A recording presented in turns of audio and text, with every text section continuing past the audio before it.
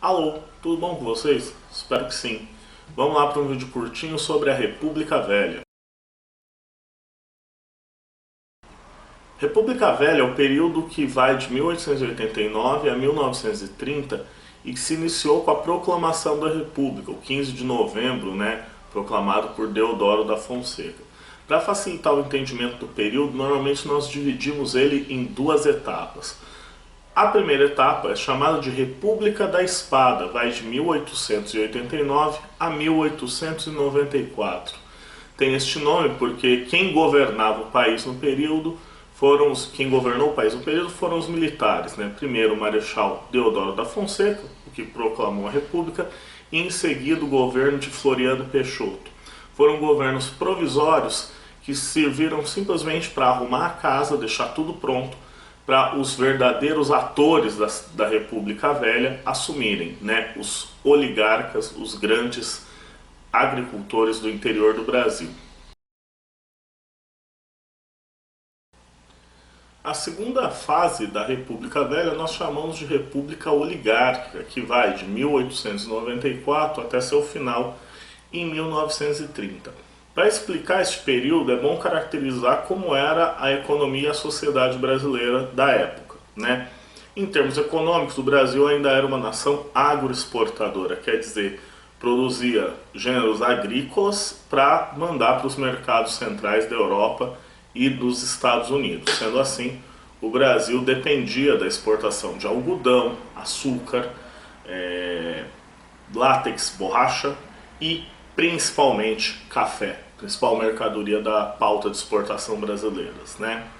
Segundo ponto de se levar em conta, socialmente a maior parte da população brasileira vivia no campo.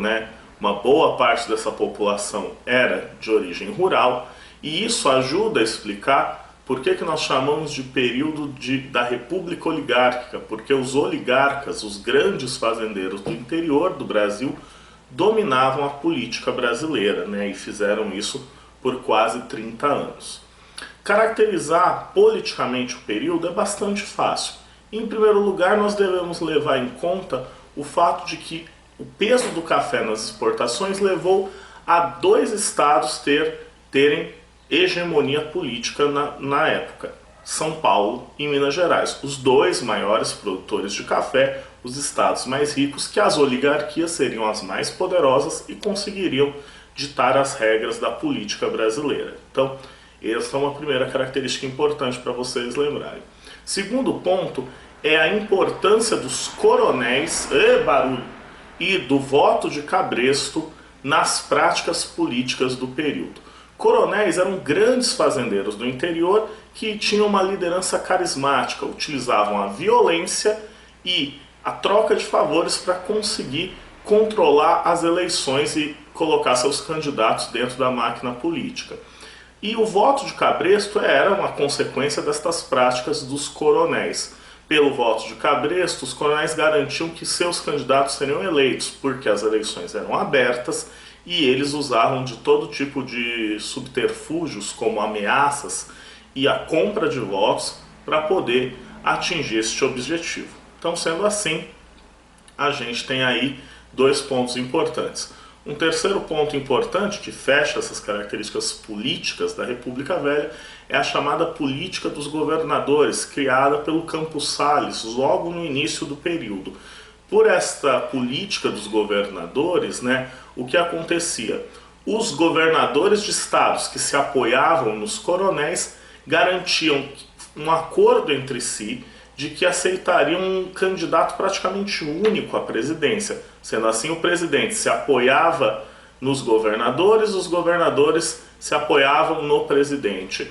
Era um regime mais federalista, porém que garantia uma quase imobilidade dentro da política brasileira.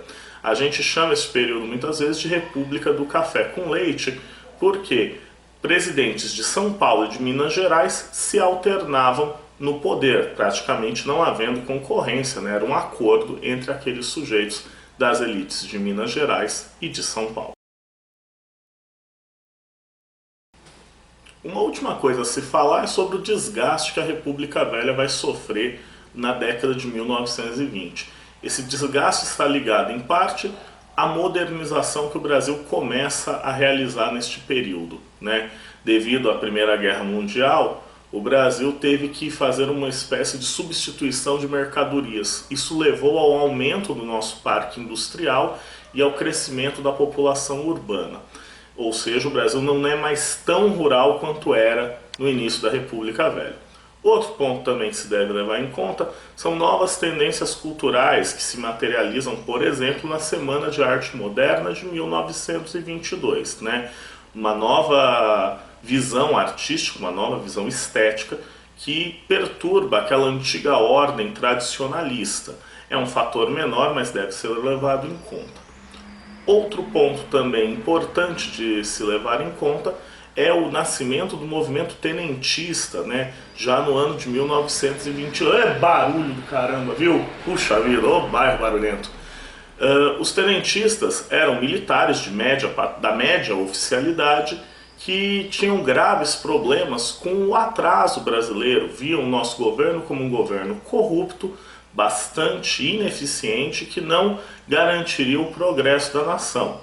Semelhanças com o presente não são mera coincidência. E o que vai acontecer? Todos esses fatores de mudança estarão presentes aí na década de 1920, porém esses fatores vão se cristalizar, se condensar a partir do final do período, quando em 1929 aconteceu a quebra da Bolsa de Nova York, né, o início da crise de 29. Por quê? Porque o Brasil dependia de suas exportações para a Europa e Estados Unidos. Com a crise de 29, as exportações vão sofrer duros abalos, porque as nações da Europa, né, e os Estados Unidos estão extremamente empobrecidas. Não tem dinheiro mal para comer, desemprego em massa. As pessoas não vão ter dinheiro para comprar açúcar brasileiro e cafezinho.